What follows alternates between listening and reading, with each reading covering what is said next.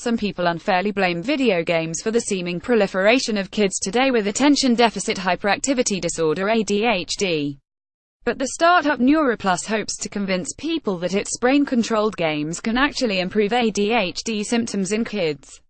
In a pilot study, kids with ADHD showed better focus and attention after 10 weeks of playing the games while wearing a brain-sensing headset. Brain training games have gotten a bad reputation recently. One market leader, Luminosity, was fined in 2016 for making misleading marketing claims, and scientists have conducted studies showing that its cognitive improvement games don't work. But NeuroPlus CEO Jake Storch says his company is different. "We did this study because we're an evidence-based company," he says. "We don't want to be a fly-by-night company selling snake oil."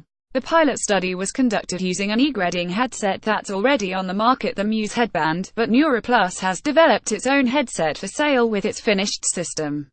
Storch says the company already has a working prototype of the headset, and just launched a Kickstarter campaign to raise funds for manufacturing. To play one of the NeuroPlus games, a user controls some of the action via standard touchscreen commands on a phone or tablet.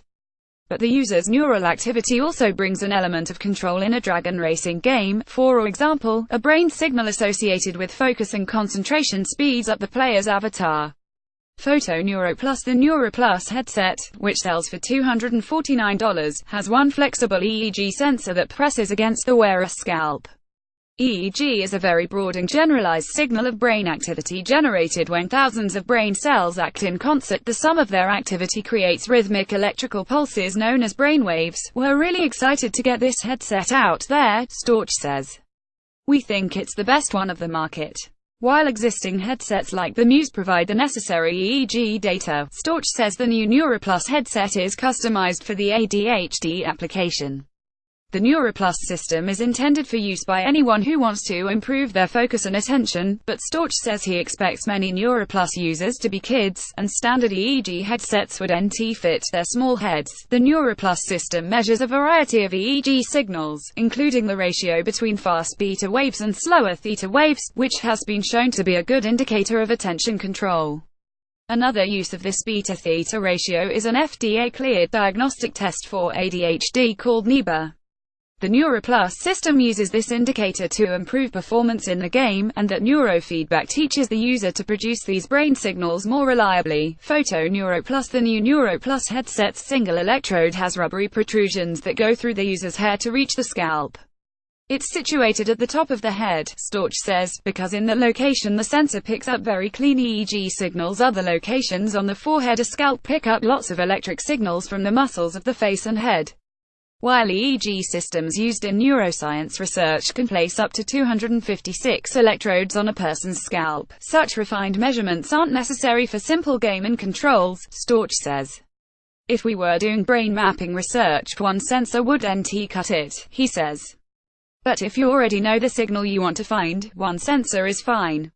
It can detect whether or not that signal is present." In the pilot study of the NeuroPlus tech, 60 kids with ADHD were randomly divided into two groups. One group continued their normal treatment of medication and therapy, while the second group continued normal treatment and also played a NeuroPlus game 3 times per week while wearing the Muse headset. After 10 weeks, the kids who played the game had significantly better scores on assessments of their attention, hyperactivity, and impulsivity. The researchers first measured results by the Conners Behavior Rating Scale, a commonly used ADHD assessment that the kids' parents filled out before and after the 10-week treatment period.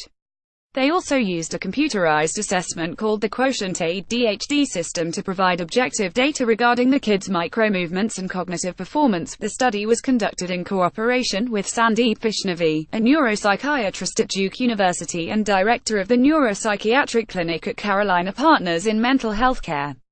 Vaishnavi presented the results at the World Congress on ADHD earlier this year, and is submitting a paper for publication in a peer-reviewed journal.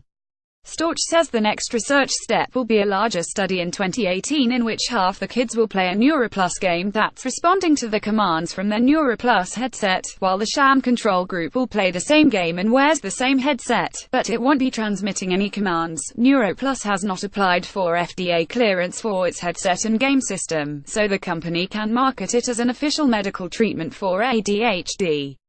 Instead, it's considered a device for general wellness. We're focused on getting this product out there for everyone who wants to improve their ability to pay attention, Storch says.